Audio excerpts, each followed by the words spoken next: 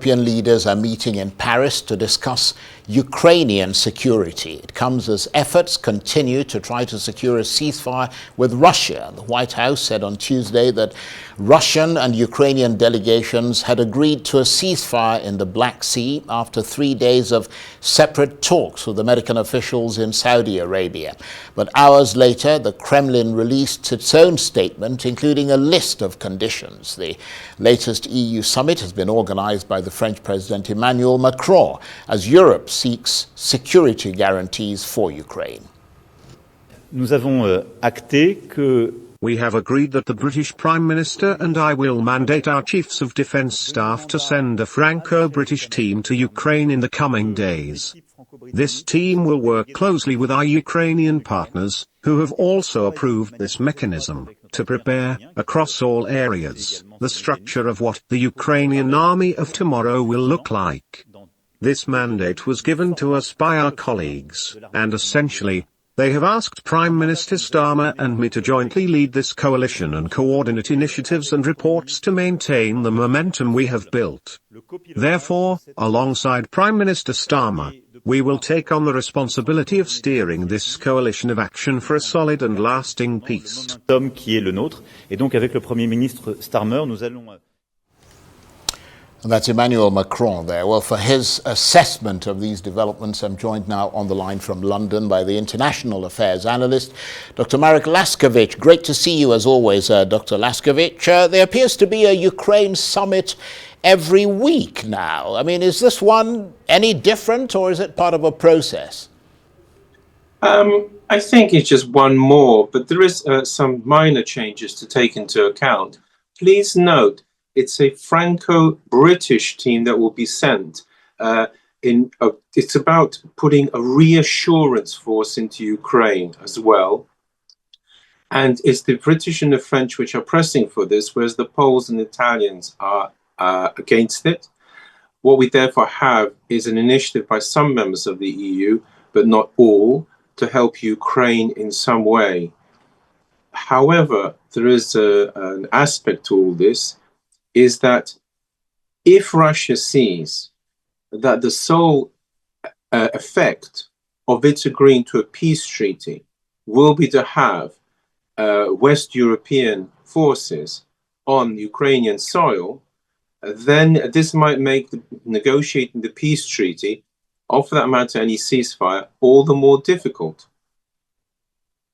So, I mean, in terms of the specific aims of this summit, I mean, they're looking at how to boost short-term, long-term aid for Ukraine's military, as well as, of course, that issue that you mentioned of a reassurance force, which some people refer to as a peacekeeping force. But equally importantly, it's a show of support for President Zelensky, isn't it?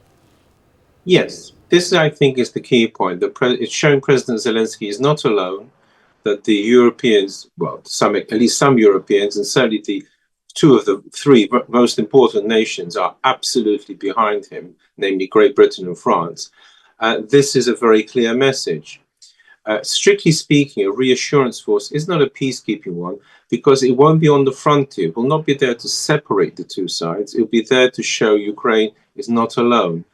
Even so, it's a force which does not meet the approval of other European nations, such as Poland and Italy. The other point about is the aims about supplying arms to Ukraine. Well, yes, the problem here is that it all hinges still on America. Just recently, the EU has stated that it's not going to be able to easily raise the $40 billion, or whatever they had in mind for Ukraine. And therefore, in this respect, when it comes to actual things that are being done now, there's very little. The reassurance force will only go in when there's a peace treaty.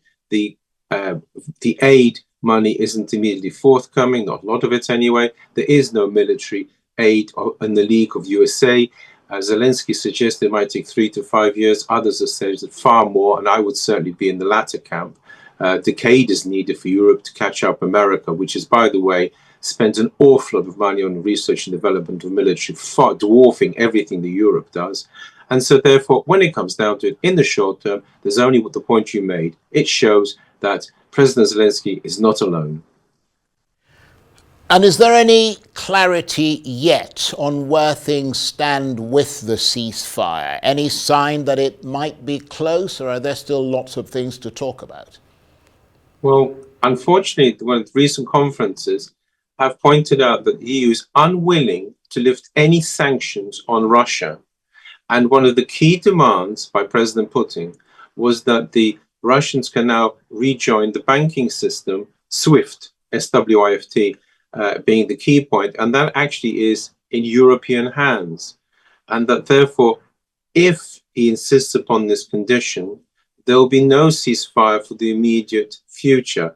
And therefore, as we stand, we're still as far from any ceasefire, let alone peace treaty, as we were a few weeks ago. And relatively briefly, you might have touched on this before, but I just want to reinforce that point. I mean, beyond Ukraine, what about security for Europe itself? Is this so-called European coalition of the willing attempting to strengthen itself? Actually, the coalition of the willing is primarily geared about Ukraine and the reassurance force. The notion of European army, which President Zelensky keeps pushing, is as far away as any. What is clear is that there are more talks by Europe to try and do something to defend Ukraine and indeed itself. And this is, of course, precisely what President Trump wants. But that is going to head to some degree. But as we stand right now, the country which is guaranteeing the safety of the Baltics in Europe still is USA. As we know, it has a very jaundiced view, to put it politely, about European capabilities. But nonetheless, that is as it stands. And therefore, were the war to go elsewhere, as things stand, it all hinges on USA, how it will turn out. Dr. Laskiewicz, thank you ever so much. Dr. Marek Laskiewicz is an international affairs analyst. He was talking to me on the line from London.